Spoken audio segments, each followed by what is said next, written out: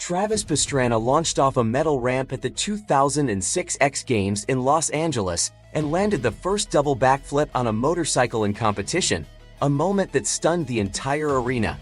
That same year, he sent a rally car flying into a lake during a televised jump in Washington and climbed out laughing as the crowd erupted. Those two scenes defined the way he approached risk: bigger lines, stranger angles, fewer limits. They also locked him into a cycle where each success came with pressure to go even further. Fans expected escalation, sponsors expected escalation, and he felt it too. Today, we pull apart what pushed him from local motocross kid to someone constantly chasing a line that looks impossible and keeps moving. Then he walked into the 2001 X Games with a plan to change the freestyle score sheets by stacking bigger tricks in a tighter run. He landed a Superman seat grab backflip combination that judges hadn't seen done as cleanly in a major contest. The win amplified his profile overnight.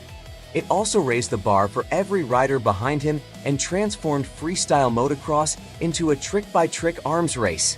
When attention balloons, pressure hits.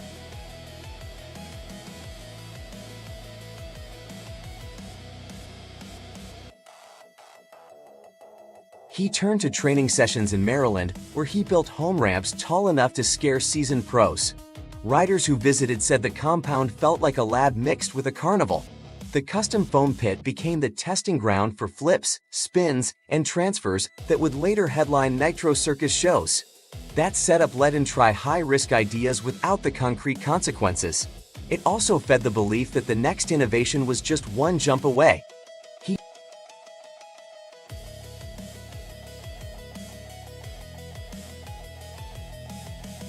He chased rally driving with the same energy when he joined Subaru Rally Team USA in the mid-2000s. Early races in the Rally America Championship showed he wasn't interested in easing into a new sport. He attacked gravel stages with huge confidence, took big risks on jumps, and walked away with multiple championship wins between 2006 and 2009. Rally opened a new lane for him, and every podium convinced him he could balance both dirt bike chaos and four-wheel precision.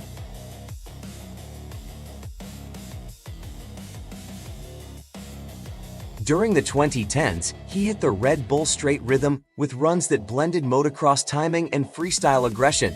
Spectators watched him pull rhythm combos that looked more like indoor freestyle chapters than a traditional drag-style moto course.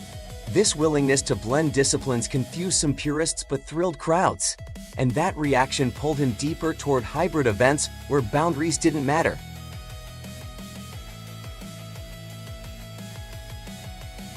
Then came Gymkhana 2020, filmed in Maryland, where he replaced Ken Block as the driver. He blasted through Annapolis streets, drifted inches from boats, and launched over a bridge in a tuned Subaru. That jump forced city officials to temporarily close the span, amplifying the stakes. The edit went viral and introduced him to millions who barely followed action sports. Going viral kept adding momentum he couldn't ignore.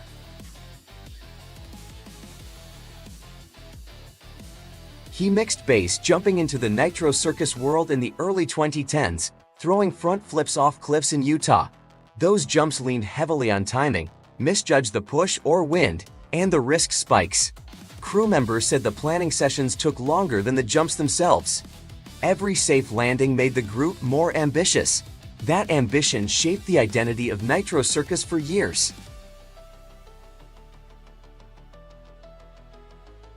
A high-impact crash at the 2018 Nitro Circus show in Florida left him with a broken hip and multiple fractures. Paramedics rushed him out as the arena went silent. Recovery stretched for months, and for the first time in a while, he questioned whether the grind was still worth it. But the pause didn't last. He honored Evel Knievel in 2018 by completing 3 tribute jumps in Las Vegas, clearing 52 crushed cars, 16 buses, and the Caesars Palace fountain. The fountain jump had famously taken down Knievel decades earlier. Pastrana rolled away clean, stood on the bike, and soaked in the roar. It connected him to American stunt history. It also reminded him that stunt riding still had an audience craving spectacle.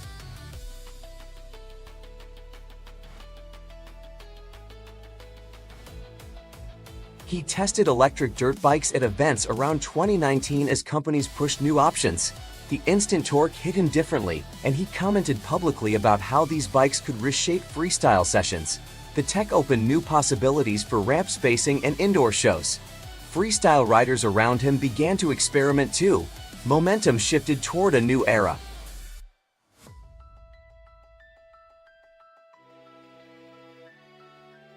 He returned to motocross-style events like the Pastrana Pro Challenge in Maryland, where he invited both veterans and amateurs to battle on tracks with unconventional features. Riders said the course design forced constant improvisation. That chaos was intentional. It pushed everyone to rethink speed and flow, and it let him reconnect with the motocross roots that built him.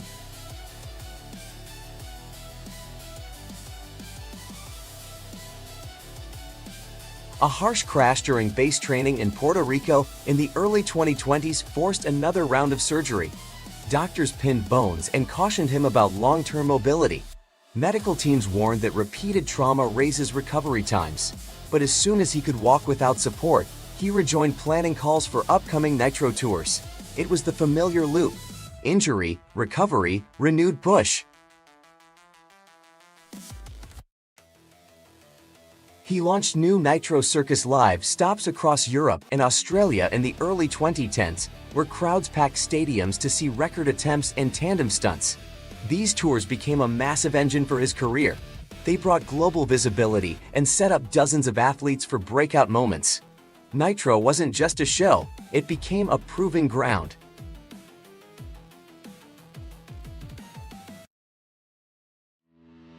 He experimented with rallycross when the US Series expanded around 2011. Races compressed into intense sprints with big jumps, tight turns, and heavy contact. Pastrana treated every heat like a final. The format suited his instincts but demanded brutal consistency.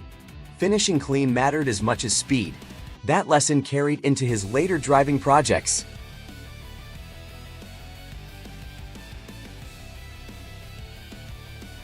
During the pandemic years, he leaned into YouTube-driven stunts with the Nitro team, building makeshift tracks, backyard jumps, and oddball challenges. Restrictions pushed creativity instead of shutting it down. Short-form clips exploded in popularity. The digital shift broadened his audience again, especially among younger viewers who met him for the first time through online episodes. He kept returning to Annapolis for community events, charity rides, and local races. These meetups grounded him. They reminded him that beneath the fame and chaos, he was still the kid who grew up riding dirt in Maryland woods. And that familiarity made every new leap feel connected to something real.